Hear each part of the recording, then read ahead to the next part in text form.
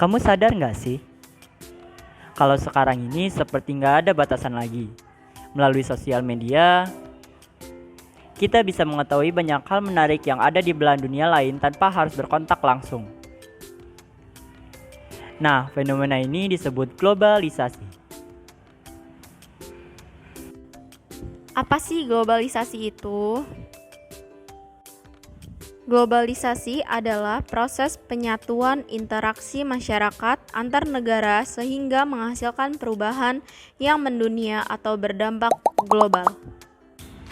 Menurut Selo Sumarjan, globalisasi adalah terbentuknya sebuah komunikasi dan organisasi di antara masyarakat satu dengan yang lainnya yang berbeda di seluruh dunia yang memiliki tujuan untuk mengikuti kaidah-kaidah baru yang sama. Hubungan tersebut disebabkan oleh penemuan baru seperti alat-alat elektronik dan internet.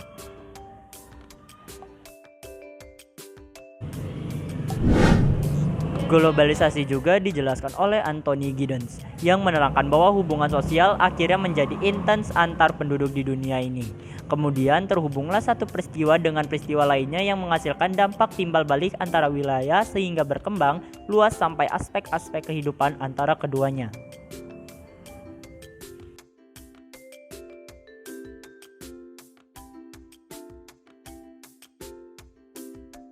Globalisasi memiliki karakteristik yang bisa kita amati secara langsung.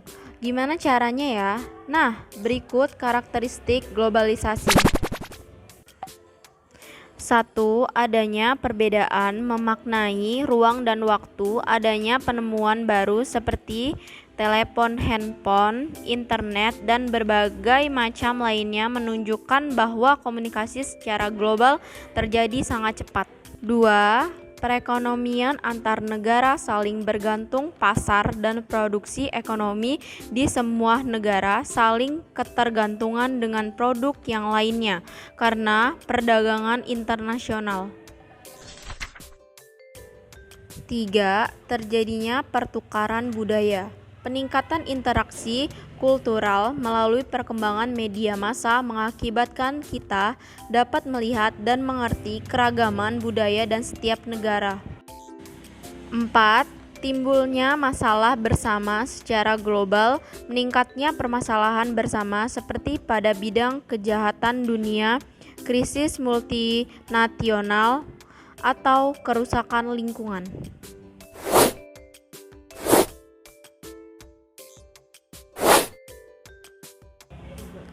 Proses globalisasi. 1.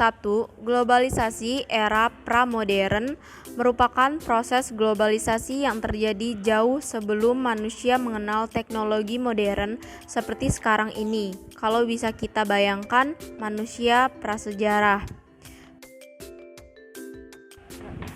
2. Globalisasi era modern awal terjadi kebangkitan Imperium Maritim Eropa yang imperium utamanya yakni Portugis dan Spanyol, kemudian disusul Imperium Belanda dan Britania. Kondisi ini menjadi titik balik ekspansi negara-negara kolonial dari Eropa menuju benua lain. 3. Globalisasi era modern. Era ini terjadi sekitar tahun 1850 hingga 1970.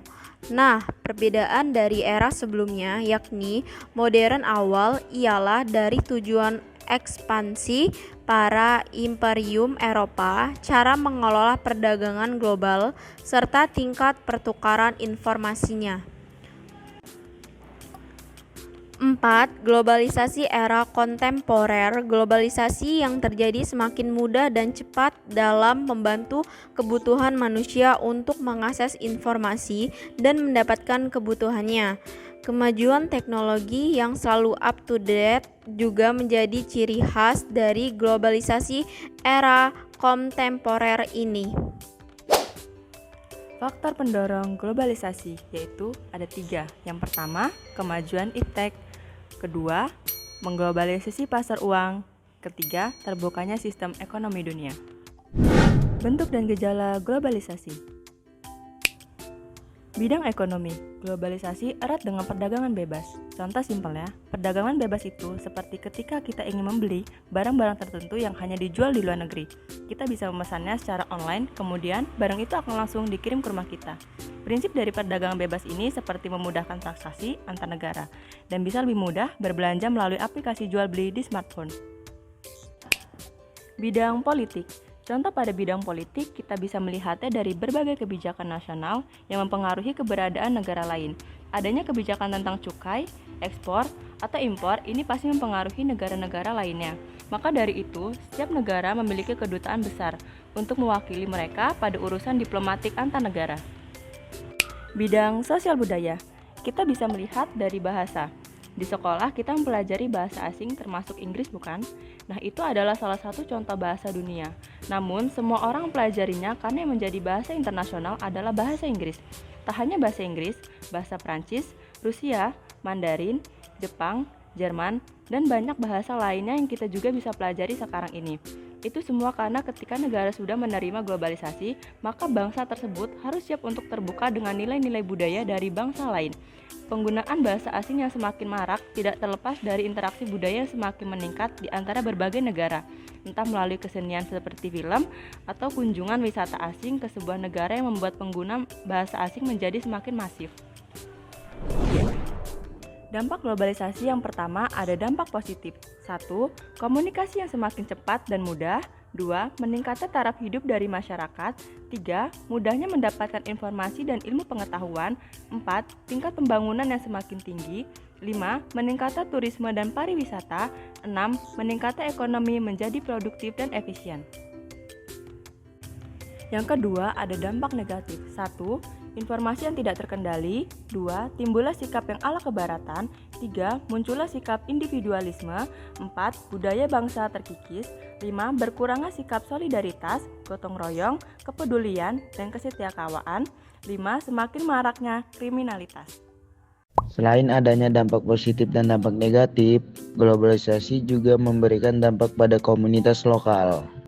Apa sih komunitas lokal itu? Komunitas merupakan sebuah kelompok sosial dari beberapa organisme yang berbagi lingkungan. Umumnya memiliki ketertarikan dan habitat yang sama. Komunitas adalah sebuah kelompok sosial dari beberapa organisme yang berbagi lingkungan, umumnya memiliki ketertarikan dan habitat yang sama. Menurut McKeever Community atau komunitas diistilahkan sebagai persekutuan hidup atau paguyuban dan dimaknai oleh suatu daerah masyarakat yang ditandai dengan beberapa tingkatan pertalian kelompok sosial satu sama lain. Faktor-faktor terbentuknya komunitas lokal. Yang pertama, adanya ikatan lokasi atau lokalitas. Yang kedua, adanya perasaan community. Yang ketiga, perasaan dan saling memerlukan. Yang keempat, sepenanggungan. Suatu komunitas lokal memiliki ciri-ciri sebagai berikut. 1. Merupakan kesatuan yang nyata dan dapat dibedakan dari sekelompok atau kesatuan manusia yang lain. 2. Memiliki struktur sosial. 3. Memiliki norma-norma yang mengatur hubungan antara para anggotanya. 4. Memiliki faktor pengikat. 5. Adanya interaksi dan komunikasi antara para anggotanya. Dampak globalisasi terhadap perubahan sosial di tingkat lokal atau komunitas. Yang pertama, urbanisasi. Urbanisasi adalah proses perpindahan penduduk dari desa ke kota atau dari pekerjaan pertanian di desa ke pekerjaan industri di kota.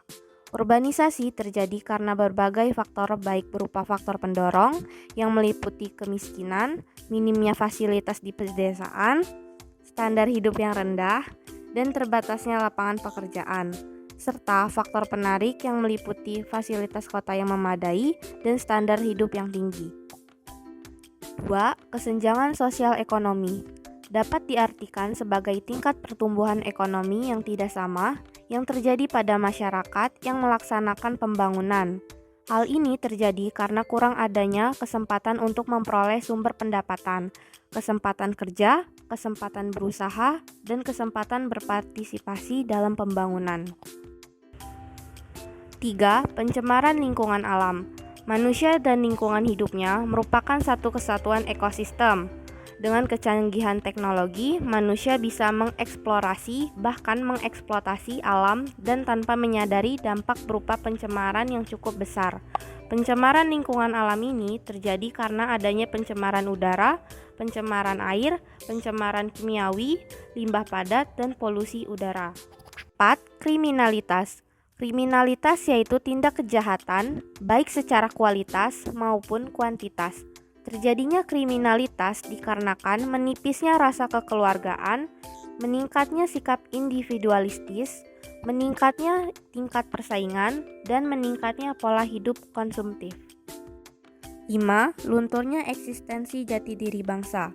Lunturnya eksistensi jati diri bangsa adalah lunturnya keberadaan jati diri bangsa yang asli, seperti mulai menggunakan bahasa asing di kehidupan sehari-hari, tidak menggunakan bahasa bangsa sendiri. Hal ini terjadi karena arus globalisasi yang semakin marak di kalangan masyarakat. Masyarakat Indonesia tentu perlu upaya untuk menangkis arus globalisasi yang berjalan dengan begitu cepat karena dapat menjadi ancaman bagi eksistensi budaya lokal. Globalisasi merupakan keniscayaan yang tidak dapat dicegah, tetapi dampaknya yang mampu mematikan budaya lokal Indonesia. Untuk menanggulangi dampak negatif dari globalisasi, maka perlu adanya strategi guna mempertahankan dan memperkuat budaya-budaya Indonesia. Strategi mengatasi dampak negatif globalisasi. Yang pertama, pembangunan jati diri bangsa. Upaya-upaya pembangunan jati diri bangsa Indonesia termasuk di dalamnya penghargaan pada nilai budaya dan bahasa, nilai-nilai solidaritas sosial, kekeluargaan, dan rasa cinta tanah air dirasakan semakin memudar. Budaya lokal yang sesuai dengan karakter bangsa semakin sulit ditemukan. Sementara itu, budaya global lebih mudah merasuk. Selama ini yang terjaring oleh masyarakat hanyalah gaya hidup yang mengarah pada westernisasi. Karena itu, jati diri bangsa sebagai nilai identitas masyarakat harus dibangun secara kokoh dan diinternalisasi secara mendalam. Caranya dengan menanamkan nilai-nilai kearifan lokal sejak dini kepada generasi muda. Pendidikan memegang peranan penting di sini, sehingga pengajaran budaya perlu dimasukkan dalam kurikulum pendidikan nasional dan diajarkan sejak sekolah dasar. Yang kedua, pemahaman falsafah budaya. Sebagai tindak lanjut pembangunan jati diri bangsa melalui revitalitas budaya daerah, pemahaman falsafah budaya harus dilakukan. Langkah ini harus dijalankan sesegera mungkin ke semua golongan dan semua usia secara berkelanjutan dengan menggunakan bahasa-bahasa lokal dan nasional yang di dalamnya mengandung nilai-nilai khas lokal yang memperkuat budaya nasional. Karena itu, pembenahan dalam pembelajaran bahasa lokal dan bahasa nasional mutlak dilakukan. Langkah penting untuk melakukannya adalah dengan meningkatkan kualitas pendidik dan pemangku budaya secara berkelanjutan. Yang ketiga, penerbitan peraturan daerah. Budaya lokal harus dilindungi oleh hukum yang mengikat semua elemen masyarakat. Pada dasarnya, budaya adalah sebuah karya. Di dalamnya ada ide, tradisi, nilai-nilai kultural, dan perilaku yang mampu memperkaya aset kebangsaan. Tidak adanya perlindungan hukum dikhawatirkan membuat budaya lokal mudah tercabut dari akarnya karena dianggap telah ketinggalan zaman. Karena itu, peraturan daerah harus diterbitkan. Peraturan itu mengatur tentang pelestarian budaya yang harus dilakukan oleh semua pihak. Kebudayaan akan tetap lestari jika ada kepedulian tinggi dari masyarakat. Selama ini, kepedulian itu belum tampak secara nyata, padahal ancaman sudah kelihatan dengan jelas. Itu dia materi tentang globalisasi dan perubahan pada komunitas lokal. Semoga video ini bermanfaat dan terima kasih.